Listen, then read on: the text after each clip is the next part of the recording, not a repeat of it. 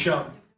One of the things I like to do is produce an ROI analysis. Now, I know that ROI has been overused in the IT business for years. TCO, ROI, it's thrown around to do a lot of things they were never intended to do.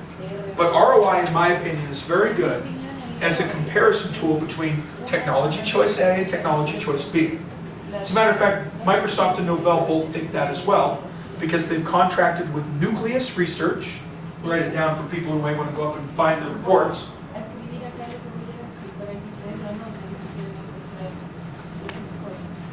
Okay, it's Nucleus Research. They wrote the Exchange 2003 ROI Guide.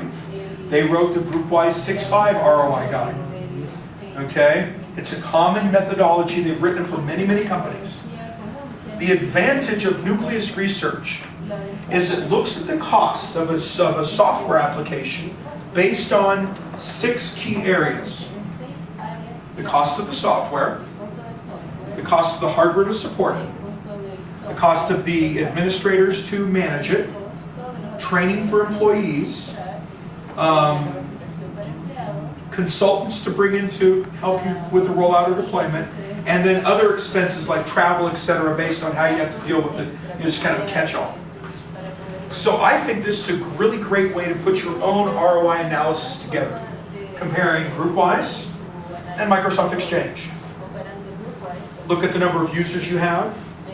Look at the number of servers in your organization. You have statistics from this report here. 498 users per server, 1 administrator per 750 users. You can use those to determine exactly how many administrators you'll need, how many servers you'll need. You can look at the cost of the hardware, because an Exchange server is going to cost more to produce than a GroupWise server. Bring all those together into a report. Now, by the way, if you have a red line from Guava, that's in there. It's called the Exchange Comparison Report. You press a button, it prints it right out for you. Okay? Based on all these statistics, and you can adjust them yourself. Okay? So you can produce a realistic report. Whatever you do, whether you use Excel or OpenOffice or Redline to produce the report, produce it, print lots of copies. Put them in your file folder in your desk. The moment that the director of sales comes into your office and says, we need to migrate to Exchange because we're looking at this other application. And you can ask them, well, have you looked at other applications that may integrate with our GroupWise technology? They said, no, this is the cheapest solution for what we want to do. We really want this. Just want to let you know we're doing a migration. You say, okay, great. Actually, I think this. By the way, you need to go through and add some other line items to your quote from that vendor. It'll be another $115,000 US to upgrade, as you put it, to Exchange. So just add that to the quote from that vendor. While their software may be the least expensive, the platform necessary to run their software is not. So just add that to the quote. Now, I don't think that that's going to be the only thing you're going to do. But as a first response, calling up and saying, we need to do something, we're going to go to Exchange, you pull out that report and says, here's how much more money you need to add to your quote. There you go. Perfect. Go. If you think we need to go that way, add this to your quote. Now let's talk about what we should do as a company. Because right now you have the most expensive solution on the market that you want us to pick. So it's very helpful as a first response. Then from there you begin a conversation. But at that point, we're able to really bring the most important thing about GroupWise out on the table. And that is GroupWise saves us money. So I suggest heavily that you produce one of these reports. It's a great tool. What else can you do? Be prepared. Educate and inform your end users about GroupWise. Become GroupWise evangelists.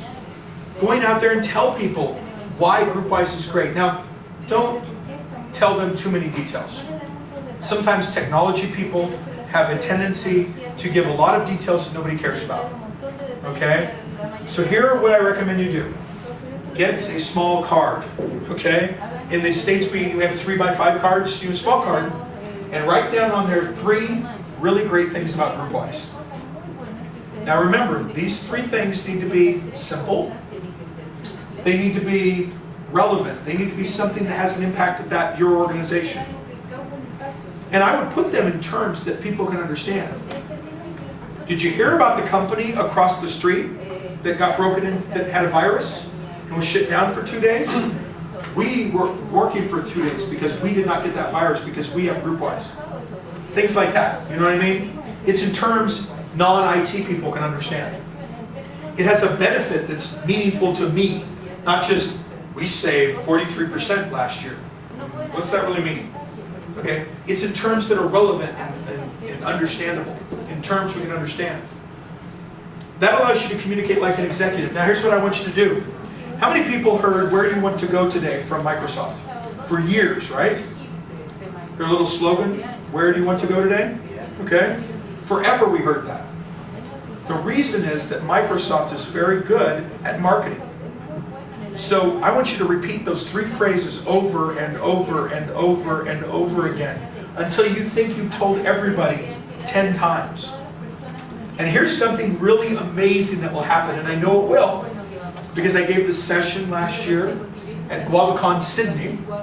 And this year at GuavaCon Sydney, I had somebody came up to me and said, "You know what, Joe? You were right." I had my little 3x5 card. I wrote down my 3 little GroupWise benefits.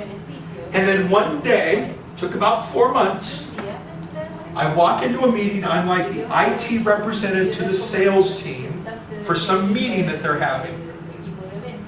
And they're talking about Outlook and different technology things. And I actually hear my little phrase, one of my 3 phrases, word for word repeated by a sales guy from India that I'd never even talked to before, who repeated it, and everybody in the room started agreeing with him. I just sat back, he said, in amazement.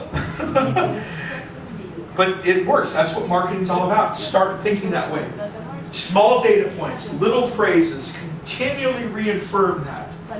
And when Microsoft comes in, defend, defend, defend.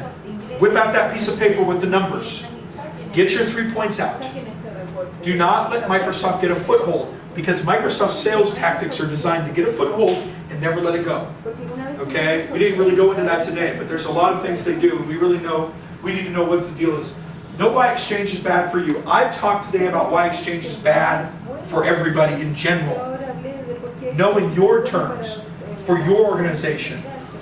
We have this special application that if we connected it with Exchange would fail. Okay, that's something that means something to you. Know why Exchange is bad for you in terms that mean something to your organization, not just some slide off of my slide deck, because that won't change an executive's opinion. Okay, and I can't say this enough. It's kind of like that quote from Marie Antoinette, "Let them have cake." Okay, let them have Outlook. If users want Outlook, the Outlook connector is a great piece of technology. I tested the heck out of it years ago when GroupWise 7 came out. It's good technology, okay? Let's face it, as an administrator, you don't care about the client, okay? You support hundreds of desktop applications. You care about the server. The server is what determines whether you go home on Friday for the weekend or you're staying there managing your computer systems. The server is what determines whether or not you have to hire 20 more IT guys to manage your infrastructure. The server is what gives you headaches. So let them have Outlook. Put in the Outlook connector. And here's something that will happen. When you install Outlook, don't just install the connector. Install the GroupWise client. When you do that, it installs the GroupWise client, the Outlook connector, with Outlook. So users start using Outlook. And then they're going to hear from other users who aren't using Outlook that say, "Well, busy search my calendar." What do you mean by that? Or, "Well, can't you tell that I read your email?" "No, I didn't get a read receipt. How do I know that you read my email?"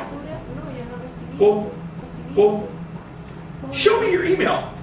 They come over and they see Outlook and they're, "Why are you using Outlook? Use GroupWise. Here, let me show you." And one user will show the other user why GroupWise client does more for them. But no longer is it an issue where your users now want you to get rid of GroupWise just because they want Outlook. Let them have Outlook. Let them migrate themselves over to GroupWise client. Don't let the client define the whole thing. Okay?